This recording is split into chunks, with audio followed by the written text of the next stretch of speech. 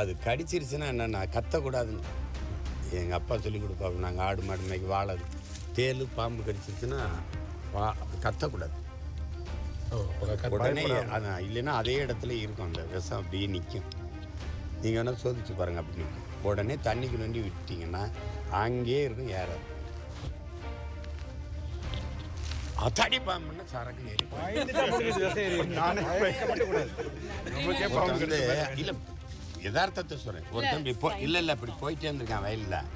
அவன் கீழே போகும்போது இந்த ஒரு சின்ன துவாரத்தில் பாம்பு இருந்து அவனை கடிச்சு விட்டு என்னமோ கடிச்சிருச்சு கர்மம்னு விட்டுட்டு 3 நாளாக போய் அவன் பாட்டுக்கு இருந்திருக்கான். திருப்பி அடுத்து 3 நாள் கழிச்சு அந்த இடத்துல போகும்போது அந்த பொத்துல பாம்பு நின்று இருந்திருக்கு. அத்தாடி அன்னைக்கு நம்மளை பாம்பளடா கடிச்சிருக்கு நான் பாருங்க, சத்துன்னு செத்து சரக்கு ஏறிடுச்சு. அதுதான் பிரச்சனை.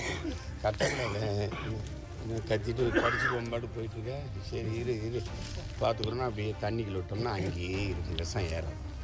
பாம்பு கடிச்சா இயற்கையிலேயே குணமாயிரும், எந்த ஒரு மெடிசனும் எடுக்காம அப்படின்னு சொல்லியிருக்காரு. அது வந்து ஒரு தவறானது. பாம்பு கடிச்சா இயற்கையாகவே 3 நாள் எந்த அந்த பதட்டம் அந்த இது வந்தால் தான் வந்து சாவு வரும், வேறு மெடிசன் எதுவுமே எடுக்க வேணாம் அப்படின்ற ஒரு நோக்கத்தில் அவர் சொல்கிறாரு. இது அறிவியல் பூர்வமானது இல்லை, இது ஒரு முட்டாள்தனமானது, பைத்தியகாரத்தனமானது. அவரோட மனநலத்தையும் முதல்ல செக் பண்ணி ஆகணும்.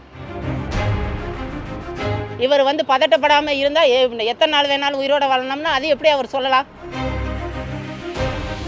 என் பேர் பாலசுப்ரமணியன், சிவகங்கை மாவட்டம் மானாமதுரை. நான் கம்ப்ளைண்ட் கொடுத்துருக்கேன், சீமான் அவர்களை பற்றி கம்ப்ளைண்ட் கொடுத்துருக்கேன்.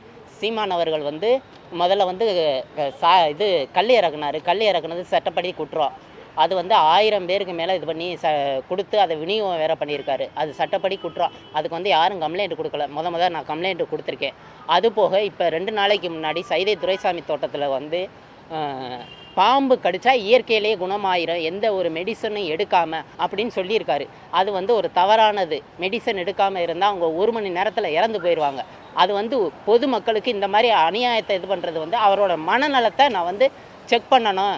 அவர் வந்து சரியான மனநலத்தில் இருக்காரா அப்படின்னு செக் பண்ணி உத்தரவிடுங்க அப்படின்னு அவங்களுக்கு கம்ப்ளைண்ட் கொடுத்துருக்கேன் கமிஷனர் ஆஃபீஸில்.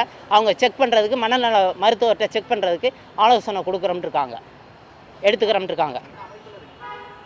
நான் தாவைக்காவில் இருக்கேன், சிவகங்கை மாவட்டத்தில் இருக்கேன். அங்கே ஒரு இது அந்த வார்டு பொறுப்பில் இருக்கேன்.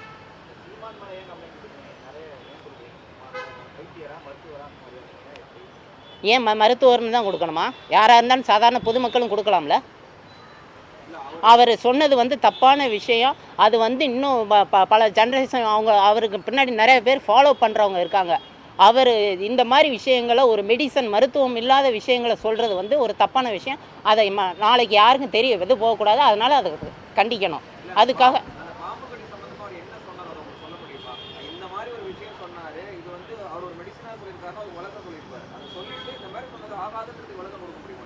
கண்டிப்பாக.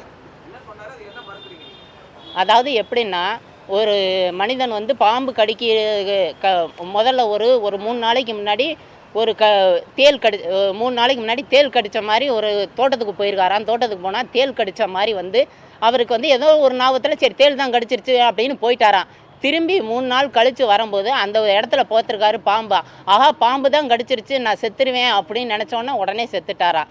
அப்போ பாம்பு கடிச்சா இயற்கையாகவே 3 நாள் எந்த அந்த பதட்டம் அந்த இது வந்தால் தான் வந்து சாவு வரும், வேறு மெடிசன் எதுவுமே எடுக்க வேணாம் அப்படின்ற ஒரு நோக்கத்தில் அவர் சொல்கிறாரு. இது அறிவியல் பூர்வமானது இல்லை, இது ஒரு முட்டாள்தனமானது, பைத்தியகாரத்தனமானது. அவரோட மனநலத்தையும் முதல்ல செக் பண்ணி ஆகணும். அதுக்கு தான் நான் கேட்டிருக்கேன்.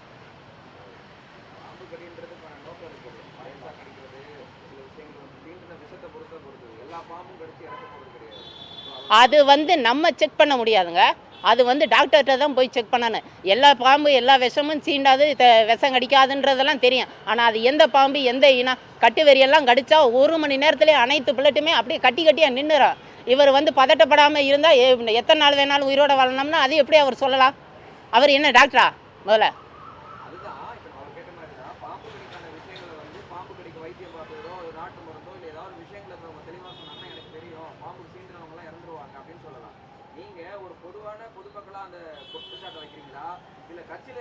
தாவேக்கால இருக்குன்னு ஒரு வார்த்தையை சொல்றீங்க. அதுக்காக எதிர்ப்பு தெரிவித்து சொல்றீங்க. ஏன்னா ஏற்கனவே தாவேக்காவுக்கும் சீமானுக்குமான போராட்டங்கள் நிறைய போயிட்டு இருக்கு.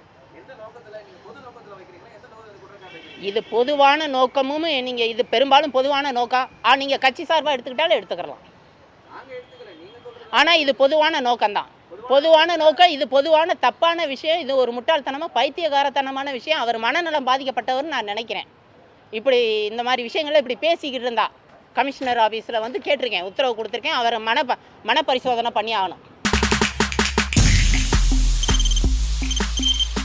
தவிர்க்க முடியாத தம்ப்நெயில்ஸ், கலக்கலான கண்டென்ட்ஸ், சினிமாவும் சீரியஸ் பிரச்சனைகளும், பல வருடங்கள் இடைவெளி கலகலப்பும் கைகலப்பும், ஏற்ற தெரிக்குதுனாலே டன்னு தான். பிரேக்கே இல்லாமல் பிரேக்கிங் நியூஸ் சொல்லும் தந்தி டிவி ஆப். இன்ஸ்டா தலைமுறை வரை இறங்கி அடிக்கும் தந்தி டிவியின் டிஜிட்டல் எக்ஸ்க்ளூசிவ்.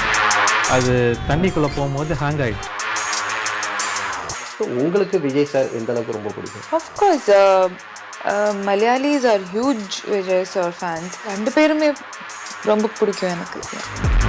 தந்தி டிவி ஆப்பை இலவசமா டவுன்லோட் செய்யுங்க. ஃபாலோ பண்ணுங்க, சப்ஸ்கிரைப் பண்ணுங்க, என்ஜாய் பண்ணுங்க.